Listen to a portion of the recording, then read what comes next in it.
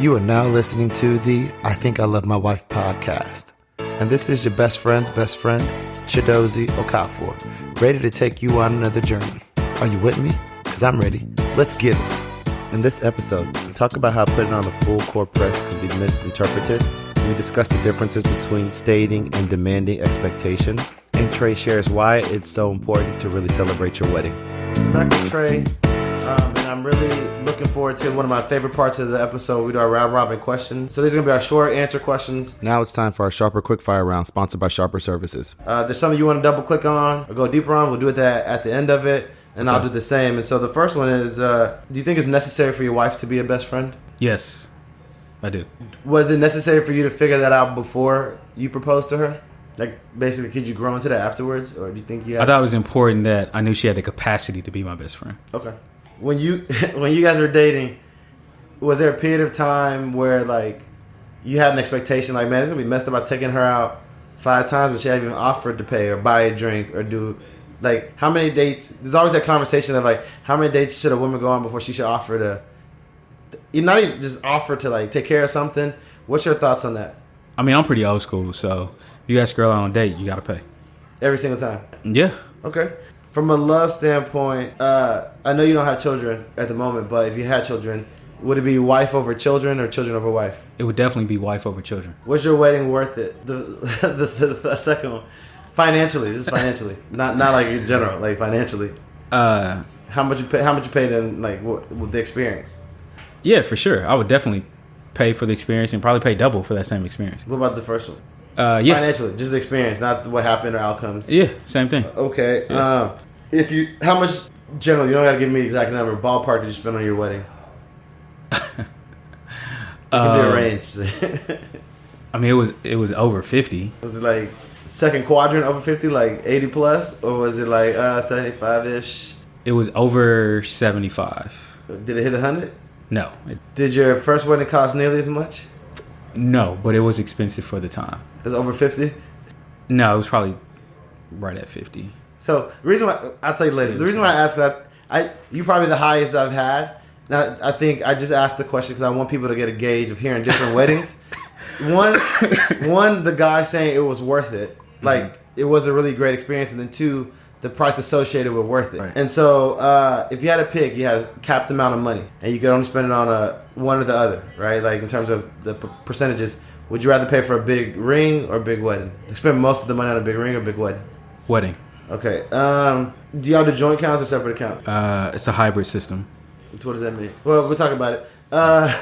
How are you with the in-laws? Are you fans of them? We copacetic? Yeah, fans. They do their thing, I do my thing? No, fans of the in-laws. Yeah, super fans. True or false, think guys mature later than women? Absolutely. Oh, gosh. Okay, this is about sex. In terms of frequency of sex, in terms of what you would like, and the options are all the time, weekly, monthly, whenever. I'm lucky. Ask the question again. What would you want? Like desire. What is your desire in your marriage? All right. What's my options again? All the time, weekly, monthly. Whenever I'm, every blue moon when I'm lucky. I get all the time. Okay. I mean, everybody's not all the time. You should be surprised. All the guys don't want it all the time. Yeah. And then what's the reality? What's actually happening in the wedding? Is it all the time? Is it bi-weekly? Well, that's not. I don't think you can answer that question. Why not? I have several people that have answered it already. Well, I guess in my house, it depends on the season, like what's going on. Okay. All right. So sometimes what's the rolling average? Sometimes it's all the time, and then sometimes it's weekly. Where would you put the rolling average to be? Sometimes weekly. Then weekly. Yeah. All right, just check it. So these next questions are on a 1 to 10 scale, and I want you to be as honest as possible.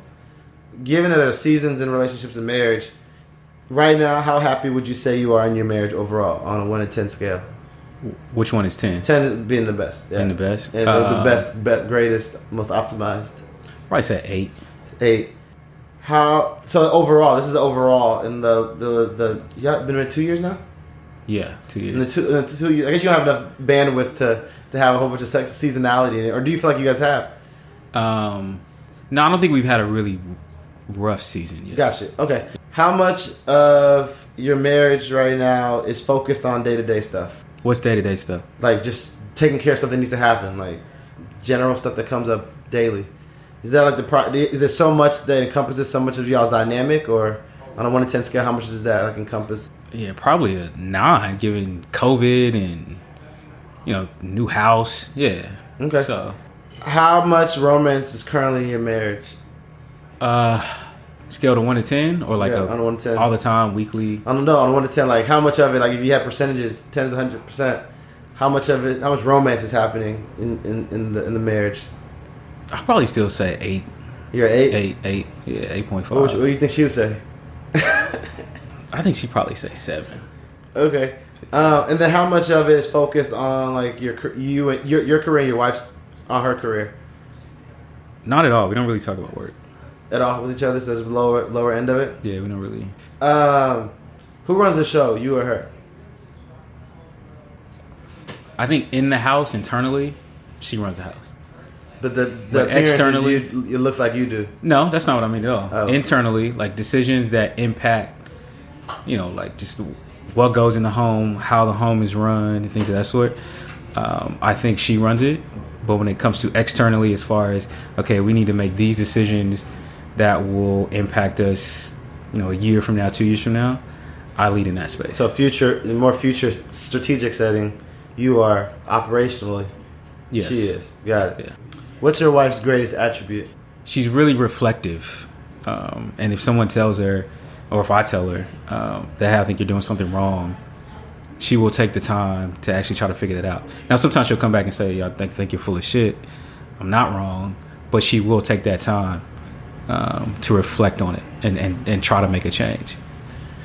And then the last question in the round robin is, I guess, within your marriage, like, what's more important, to be loved or to be respected? To be loved. To be loved? That was it. Before we dive deep into some of the questions, I just want to let the listeners know a little bit more about Sharper Services. If times are tough right now, then I know how important saving money can be. Sharper Services, an ACN independent business owner, works with its clients to provide great rates on all home-related bills like electricity, cable, and internet, to name a few. Check out www.sharperservices.com, that's services with an S, to get a free quote and start the process to save money now. He provides this free of charge, it's convenient, and he makes things hassle-free. Tell him the podcast sent you, and look for more details in the episode description. So doubling down, so you said that guys mature later than women? Yeah, absolutely. What is it? You got a source for that? Well, I think one, physically they mature much quicker, and so based on that, they're entering into relationships at a much earlier age than we are, and so what comes with that is some emotional maturity that we lack. I also think that because we mature not as quickly as women, even physically, that our prime years as far as attracting the other side is much later in life, and so we haven't really matured, right? Because I remember even freshman year of college compared to how much dating I was doing junior year of college was drastically different. Yep. Whereas my homegirls, I mean, their level was pretty frequent from freshman year in college to junior year of college. No, that makes sense. I mean, I give you that. I'm not gonna belabor it. People already know by now what I think. So you mentioned that you and you're fans of your in-laws. Yeah. I don't know how the situation was in the previous marriage, but how important is that for like a husband or wife with the in-laws to have like a kind of independent, friendly, strong relationship, or like it's not that critical if you guys are good? No, I think it's very important. Like I said earlier, I spent all of my summers with my grandparents. And the school will be out Friday. I'm on the Greyhound bus Saturday, and I don't come back till the weekend before classes started. And a part of that is, my father being able to trust that my grandparents were going to raise his kids properly and teach them the lessons that they needed. And I want to have that same dynamic with, my in-laws, right? Because that's your family at that point. And I mean, obviously they're going to know my wife, on a much more detailed level than I do in certain areas. And so to be able to talk to them and lean on them, like, how do I deal about this situation? I've never seen her go through this before. They may have. So I think it's vitally important, and outside of just protecting your wife, I think it's probably the second most important thing in a marriage. Yeah, that makes sense, and I definitely agree with that. The last question I wanted to ask you about that you said was you would do a big wedding over a big ring. Yes. Why would you say that? Because these women be like, I need 18,000 carats on my finger, and that costs a lot of money. And the reality is, there's only a set amount of money that people have. Right. People what some people say, like, this lasts longer. The ring lasts forever. And so, what would you say about that versus the person that agrees with, like, I'd rather invest more in the actual wedding? Well, obviously it depends on who you're marrying. So with my wife, I knew that the size of the ring wasn't that important, but she also knew that I would pick something that she would be proud to wear. But on the wedding piece, for me, it was really important because I'm not too far removed from grandparents that grew up sharecropping. To be able to throw those type of events and to celebrate a marriage, a black marriage, I think is really, really important. And for a lot of my cousins and even my wife's cousins, they've never been able to experience anything like that, right? And that provides hope, that provides motivation for them to say, oh man, look at our cousins and look what they're doing and how they put this event on. I only thought white people could do stuff like this. And so that's why it's really, I think any type of, celebration of milestones, birthdays, weddings, and within the black community should be really, really celebrated because they are unique. So I want to know more about just some general thoughts in terms of your experience with dating. Because there's some people that have gone through that journey or trying to go through the journey that I would say that resonates with. But there's some people like, well, he's not dating, so why am I listening? When you think about how you were dating, how did you view dating versus courting, or did you look at them as the same thing?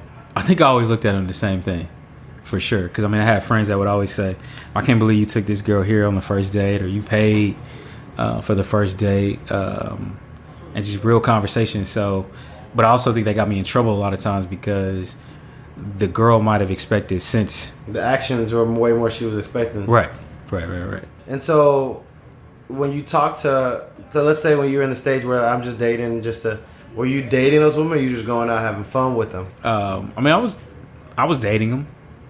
So you were putting like what could look like courting. You were putting the kind of full. Oh yeah, for sure. There definitely times where I didn't view it as a full court press. It was just like, it's just what I do. Yep.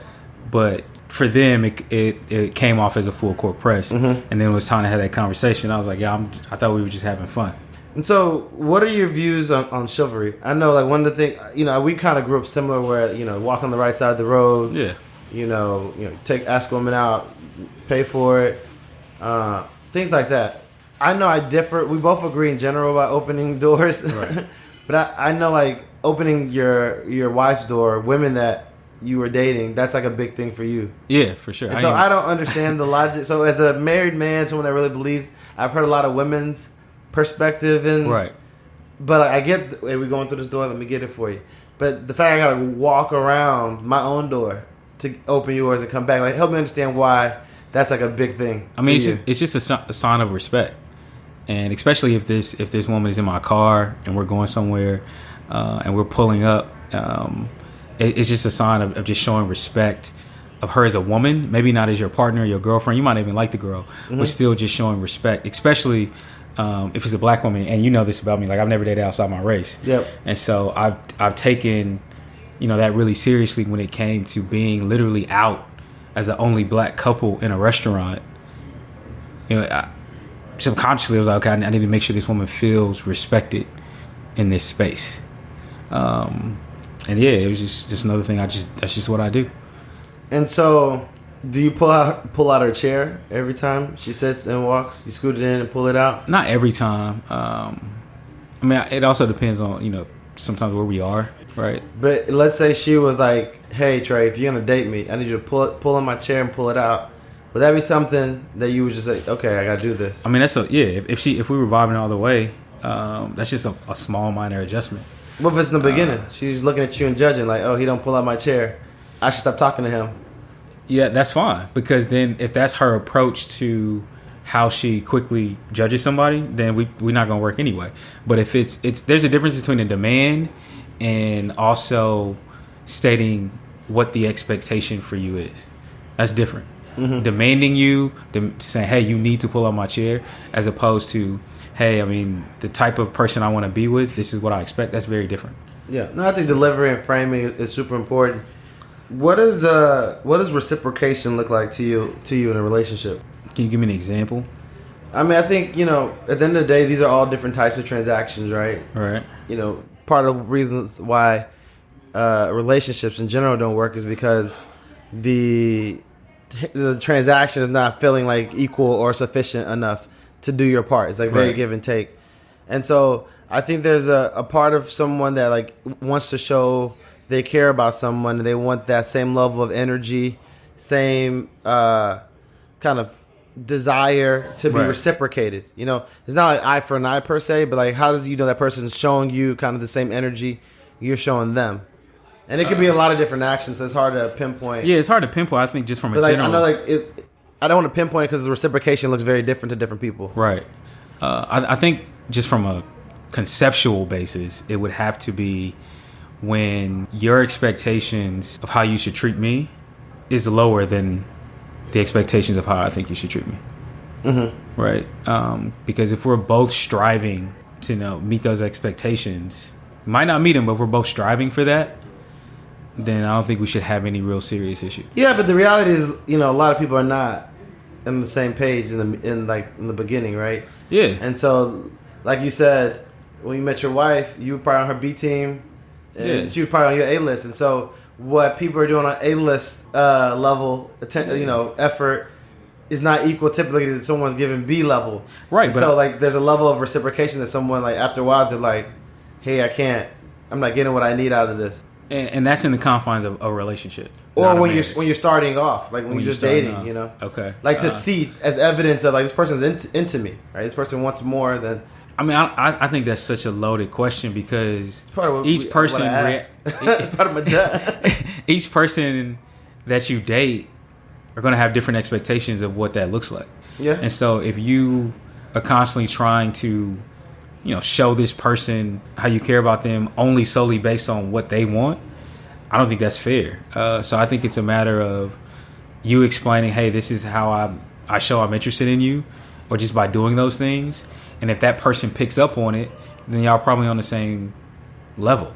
Yeah. But if you're doing all these things and this person doesn't recognize you taking them seriously or showing true compassion or love for them, then you're not going to work out anyway. So any thoughts on when you hear people saying like they're out single now? You got single friends. Yeah. You hear stories.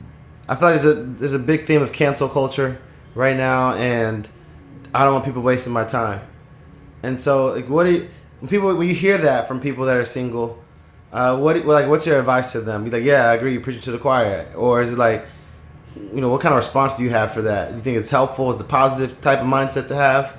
I've never heard that before. Maybe you got out the game early, man. This concept of cancel culture and dating? It's sarcasm. Nah, bro. I won't even say just women are quick to cut stuff. Just cancel it. One thing doesn't go their way. Oh, okay. Or another. Or they're like, hey, you're wasting my time. Because the things I expect versus what you're doing in the beginning stages are not being met or to expectations. So you're saying the level of growth. Yes. Like, what do you like? What would you say to like people to help them get out of their own way in that mindset? Or you might agree with it and be like, that's not an issue to have that mindset. I mean, I don't think it's an issue to have that mindset in certain situations or times, right? So in the early 20s, that might be kind of problematic. But as you get older and you're more intentional about who you spend your time with, then there's definitely going to be a shorter leash. And so if you're dating someone and make those intentions clear, I think that's pretty obvious. When you decided to get married again, were there, given, I guess, the experience, were there any doubts that you had about like how this could play out? Yeah, for sure. Because I identified my shortcomings in my first marriage, and there was doubt whether or not I'd made those adjustments, but could I have those adjustments continue to be maintained throughout the rest of my life, right? Because that's the concept of I will die married. right? And so could I not fall back to some of those old traps just because I bounced back? No, not for you. And so you didn't let the doubt or the concern of being a repeat offender cloud your decision from pulling the trigger? No, not at all. I knew I was going to get married again just because I knew I wanted a family. I didn't expect to get married, after a year of dating, for sure. So we dated for a year, engaged for a year. So we were courted for 2 years. And so I definitely didn't think it would happen that quickly, but it's not something that I shied away from. And even on my wedding day, my godbrother came up to me, and he is married, and his wife, what'd you call us? What'd you call me earlier? Divorcee? Divorcee. As a divorcee. And he came to me and he said, man, it's as easy and as hard as you want it to be. And I remember that. And there's sometimes when we're fighting, and I'm like, I know I'm making this difficult. Or she was like, I know I was making this difficult. And so you can acknowledge that, we can have a good day today. Let's just have it. And we just have more good days than bad. So coming into the marriage and to now, it's like when you were younger before you got married initially, your first, and then now, and you can let me know if it changed in between. What was your ideas of roles and responsibilities when it came to marriage, and how had they progressed from what you thought when you were 22, 23, thinking about 24, 25, thinking about what you wanted, versus what you now realize it is. So I think I was really into the concept of a true partnership where it's 50-50 all the time, and the man is leading in the sense of his career aspirations, business decisions, how to lead in that space. And it was kind of limited to that, right? Everything was about obtaining more things. Whereas now my mindset has shifted, and it shifted pretty quickly after my first marriage, when it was, okay, the man needs to also be able to lead emotionally. The man needs to be able to set the tone of the house. And I learned this because I didn't do premarital counseling for my first marriage. I did it for my second. My wife and I, and understanding that sometimes expectations just go unmet, and the man has to be able to carry the burden more so than the woman at times in the confines of a Christian home. Yeah. And so ever since I, started approaching my role from that perspective, it was, okay, if we're both stressed and she has anxiety about something and she's hurting in this space, I might be too. I have to just own my own. Yep. And carry the water during this time. And it's worked out. That's something you probably didn't expect coming into it. No, at all. When you think about your relationship, how do you show your wife that you support her? That's a really interesting question, because I don't know if she would say that I support her. And I don't know if it's under this premise of what's going on in the country right now with black women generally not feeling supported. Mm-hmm. But I think I show in ways of just being there, mentally, whenever she needs me to be. All right. I think that I show support by also encouraging her to try things, take risks, and not be afraid to fail. And I think sometimes it might come off in a way of me constantly, asking her to be greater. But that might not come off as support. So I don't know. You'd have to ask her. Yeah. How does she support you? She listens. She really listens, and does a great job of being able to understand when I need space, when I don't need space. She's very attuned with figuring out what I need at any given moment. She also supports me just about being a good woman, just being a good person, because it makes me want to be a better person. The way she treats people, So that's how she supports me. What are y'all's love languages?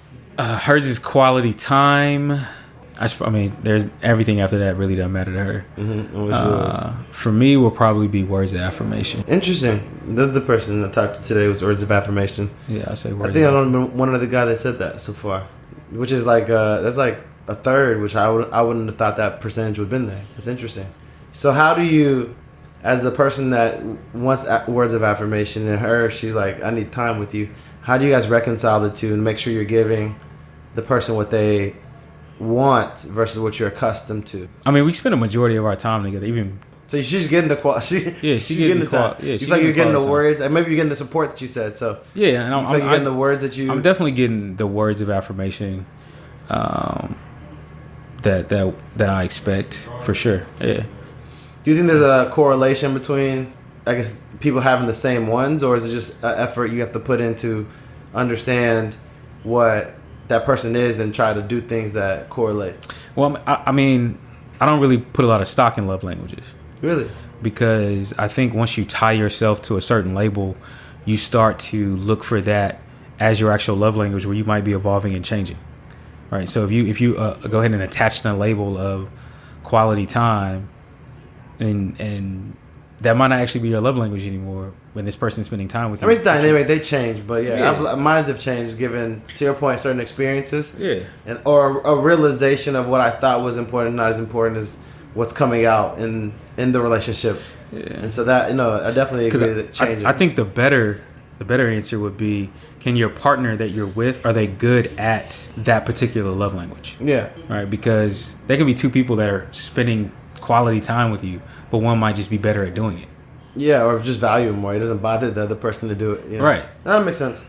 You, even in I would say in the 2 years that you guys have had, how do you think you guys have matured thus far in your relationship, in your marriage? Our conflict resolution, for sure. How we treat each other, like when we're fighting. Mm-hmm.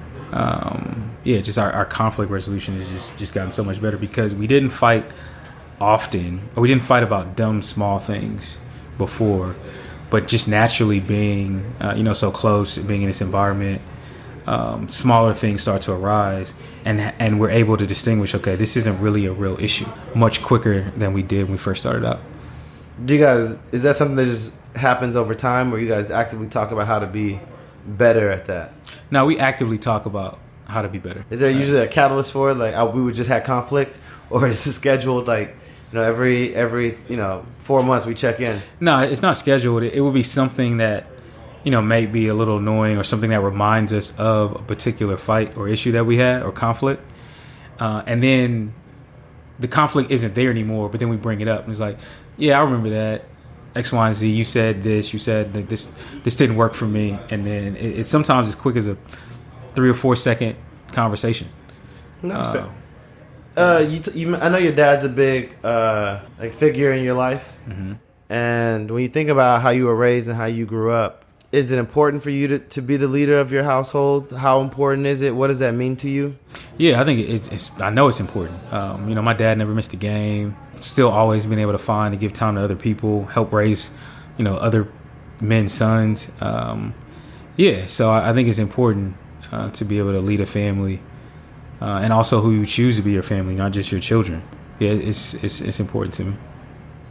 When you think about a relationship, I think there's what I like to call like the romance or fun mm-hmm. aspect of the relationship, and then you have like the business aspect of it, like your the things that you usually have to do every day, the weekly you have to think about considerations. Right. How do you balance the time and attention that you guys spend in the marriage on like the business and the romance? Because the business stuff is going to come. Right. Whether you want it to or not, they're going to come at the pace that it comes. How do you ensure that you are, I'm not saying that the amount's 50-50, but whatever the set amount is, you guys are making sure that you guys are maintaining that? Yeah, I think it just goes generally to just making sure y'all are true partners, and that's kind of how we operate. We both say, hey, this is a priority for the next month, 2 months. Then we're both laser focused on that particular area. And the other times where there's more downtime, like now, we can do things like focus on the romance or be more adventurous or try new projects that we wouldn't necessarily have done other times. So I think it's just, are you working with the right partner? Because sometimes we don't even have to talk about it. We just both know what's going on in our home, and we need to focus in that area. That makes sense, and I wouldn't disagree with that. Do you, you said you guys are in the midst of, you want to have a family, but you guys are not family planning. Right. Are you guys aligned on that, or are you in conversations of that's like gonna happen? Yeah, now we're aligned both want on the family. Yeah, we both want the family, but I think we're just still enjoying each other. Yes, right now. No, I totally get that. Yeah. In part of your discussion of like your period of time between your first marriage and your second marriage that you're currently in, there was a period of your connectivity to God and growing your spirituality and stuff like that. And so whether you reflect on all your relationships or just the one with your wife, how important was it for you to bring that aspect into the relationship? Like, how soon was it for you? It was never important to me until after my first marriage, because I always viewed it as it's your personal relationship with Christ. So I don't have anything to do with what you have going on. Right? I know where my faith is, and as you actually, when you sit down and read your Bible and going through premarital counseling, a woman that you're in a relationship with has a big impact on your decision making, how you move through the world. And so if they're not aligned in that space, even though you might not necessarily be talking about it, but the way they give counsel or advice on what you should do is not coming from a faith-based perspective. And so my wife and I are aligned on that. Like, we know if there's a big issue, the first thing we do is pray. Or if, even when we're in a really great spot, the first thing we want to do is give thanks. And so we're both aligned on that. So when I go to her with an issue or a problem, I know that even if I don't agree with her answer, it's coming from a place where she's connected to Christ. And that's why I also see just a big difference in how we resolve conflict, how we treat each other. Yeah. And so it worked. I should have done it a long time ago. No. Last few questions before we wrap. Why did you get married? Well, I got married because I love my wife. And I knew I wanted to have a family. And I know I wanted to lead a family and just be able to carry on a legacy and build something that would be greater than me. And the only way I think the only way you can do that is through family and creating that next legacy. What would you say are some of the biggest misconceptions you had about marriage? Thinking back, now how you see it in the experience and space that you want it to be versus any point previous to that. That if you were financially secure, that your marriage will be fine. That's a good one. Usually people give me these long explanations, but I think that was one good, short and simple, like digestible. So say that one more time. If you're financially secure, thought if you were financially secure, your marriage was gonna work. Yep, got it. So I know you don't have children yet, but if you were to have a daughter that's 22, 23, 27, what advice would you give her based off of your experiences, what you know? One, every person that you give yourself to, whether physically or mentally, a part of them will always stay with you in some way. And so make sure that when you have those experiences, really be intentional about creating a positive experience with that person. Because you do carry small pieces onto the next relationship. And it's just some people are much better at managing those pieces internally rather than allowing them to stain and expose your current relationship. And so on the flip side of that, if you had some boys, some knuckleheads that were 23, 25, 30, what advice would you give your son?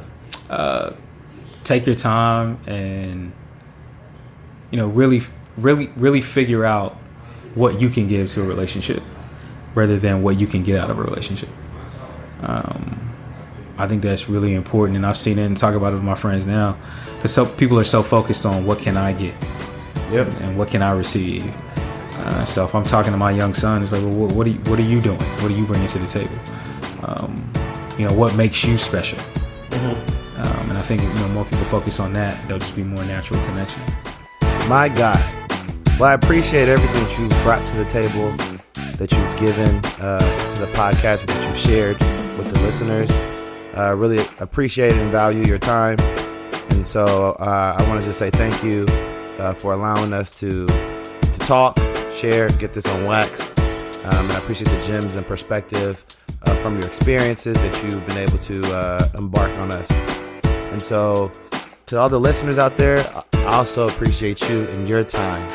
And for you, continue to get the word out about this podcast. If you love it, if you're a fan of it, if you want it to keep going, please tell a friend. Make sure they are following the podcast on Instagram at Think Love Wife, and they are subscribed to at least one platform. I'm following the I Think I Love My Wife podcast. Next week, we'll have another guest. We're talking about some more cool and amazing things. But in the meantime, this is your best friend's best friend. And you know what I want? You know what I hope for? I hope the conversation keeps going.